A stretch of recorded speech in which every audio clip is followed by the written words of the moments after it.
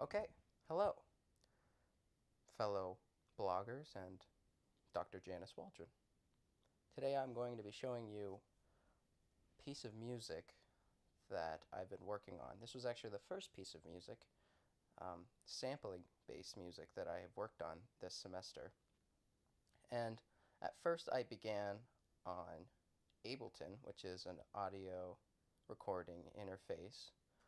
One of my favorite things about Audacity is its ability to create many tracks. Like you can use as many tracks as you want.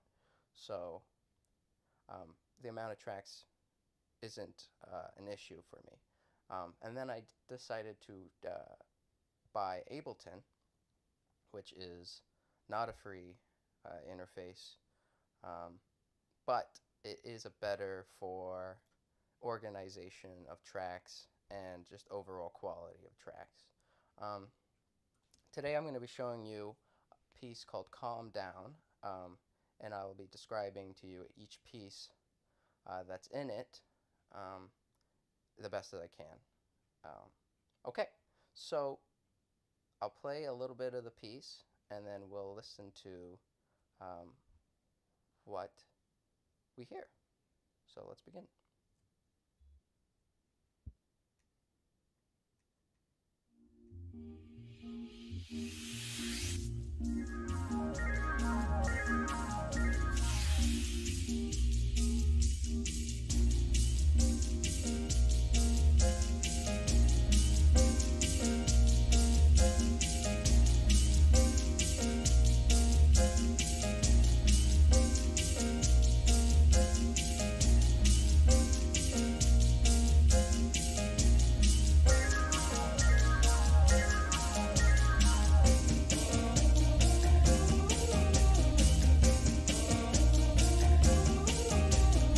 Okay, so I think that gives you a good amount. You can listen to the full thing. I'll post it underneath um, in the blog, so you can probably download it yourself. But let's start off with the first things that we hear. So let's scroll all the way down, um, and we'll look.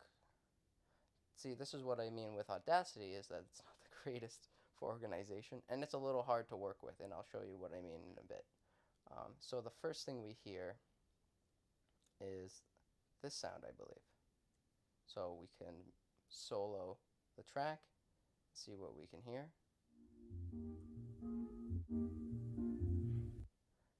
So what I had to do for this little piece, this was actually the beginning of a Harry Nilsson song, um,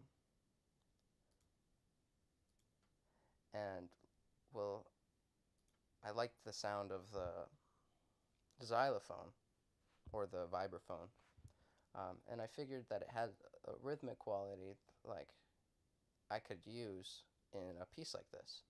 Um, what I did was I had to separate them in a way that they had to be stacked. So if we solo these two,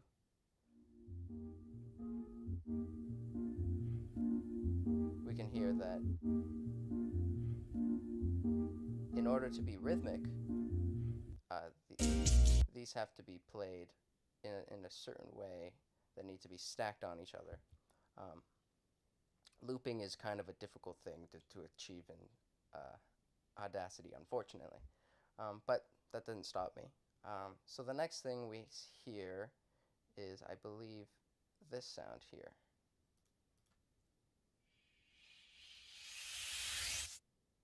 And then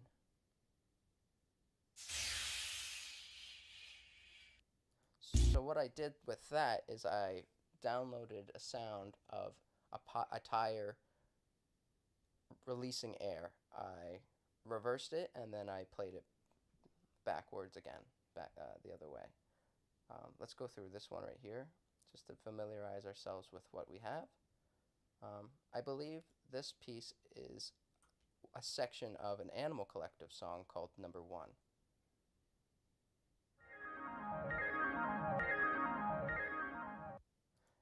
And I looped it, and it went from it crescendos to decrescendos, and it appears in a lot of the other sections of the song um, as a little instrumental interlude.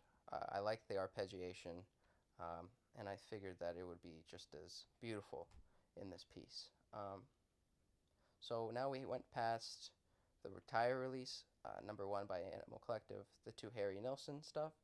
We also have a nice piano breakdown by an artist named Daniel Johnston. I'll link all these artists in the description, but I'll also link them in the blog as well. He created an opening for a piano piece called Some Things Last a Long Time, and I really liked it, and I thought it was harmonically the same as the Harry Nilsson, so I really worked out in the end. I didn't have to change too much in terms of speed and other things. So let's go check it out. So we'll solo this. We'll speed it up a little bit so we can hear it.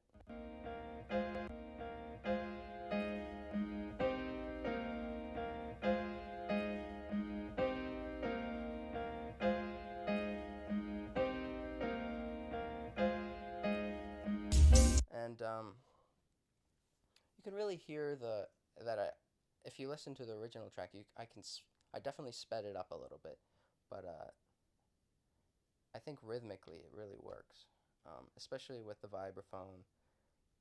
That really made me the center. But the biggest thing, as you can see, it's not as edited. I did that in a separate Audacity file where I looped this rhythmic track off of a song called Carrots by one of my favorite artists named Panda Bear, who is also a sampler. I think this whole piece is kind of inspired by how Panda Bear pieces together certain pieces of songs in order to make a completely different sound. So let's listen to it.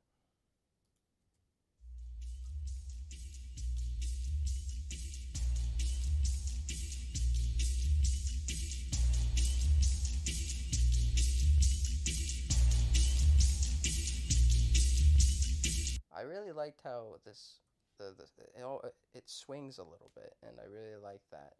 I didn't have to touch it. I didn't have to slow it down. I didn't have to speed it up. I just had to loop it. So this became like the harmonic epicenter that I had to like build around. Like I did have the idea for the Harry Nilsson and Some Things Last a Long Time, but that just ended up being the luck that they all matched. So our next part that comes up is another inspiration to Panda Bear's Pet Sounds.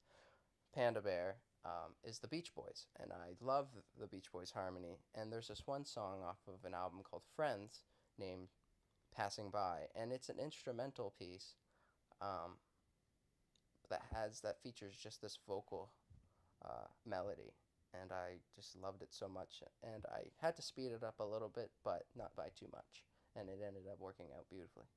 So we can hear these two right here, and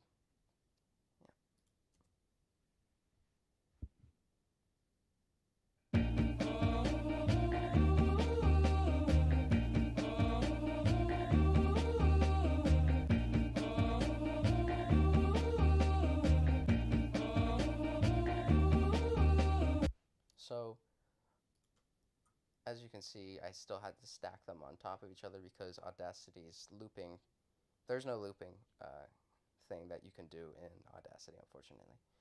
And the final thing I wanted to add, I was going through a kick of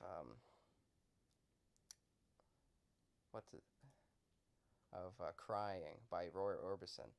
I love that song, and there's this one melody that I love, especially at the end where he's just belting out Crying Over You, and this one is the most heavily edited out of all of the pieces, and you'll definitely hear it if you know the song.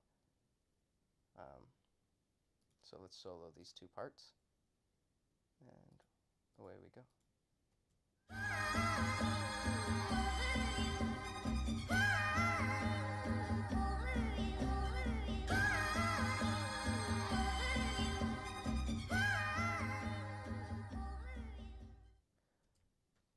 I like that call and response thing that I did.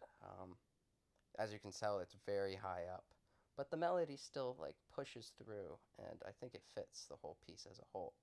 Um, yeah, and that's basically all the fundamentals of this piece.